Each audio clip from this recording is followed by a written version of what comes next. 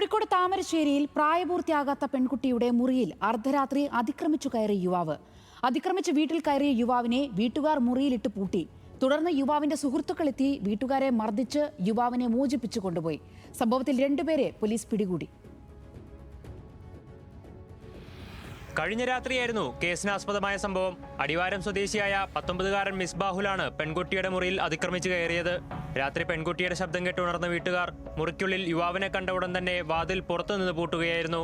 എന്നാൽ പുറത്തിറങ്ങാൻ കഴിയാതെ വന്നതോടെ യുവാവ് ഫോണിൽ വിളിച്ച് തന്റെ സുഹൃത്തുക്കളെ വരുത്തുകയായിരുന്നു.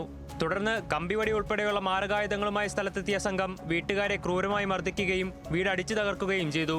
ശേഷം ബലമായി പൂട്ടുകൾ തകർത്ത് യുവാവിനെ മോചിപ്പിച്ച് കടന്നുകളയുകയായിരുന്നു. വീട്ടുകാരുടെ പരാതിയിൽ യുവാവിനെയും സുഹൃത്തുക്കളായ 7 പേർക്കെതിരെയും താമരശ്ശേരി പോലീസ് കേസ് രജിസ്റ്റർ ചെയ്തു. പെൺകുട്ടിയുടെ മുറിയിൽ അതിക്രമിച്ചു കയറിയ മിസ്ബാഹുലിനെതിരെ പോക്സോ നിയമപ്രകാരമാണ് കേസെടുത്തിട്ടുള്ളത്. ഇതിനു പുറമെ സ്ത്രീകൾക്ക് നേരെയുള്ള അതിക്രമം, ഭവനഭേദനം, മർദ്ദനം തുടങ്ങിയ ഗുരുതരമായ കുറ്റങ്ങളും പ്രതികൾക്കെതിരെ ചുമത്തിയിട്ടുണ്ട്. സംഭവത്തിൽ പ്രതിയുടെ സുഹൃത്തുക്കളായ 2 പേരെ പോലീസ് ഇതിനോടകം അറസ്റ്റ് ചെയ്തിട്ടുണ്ട്.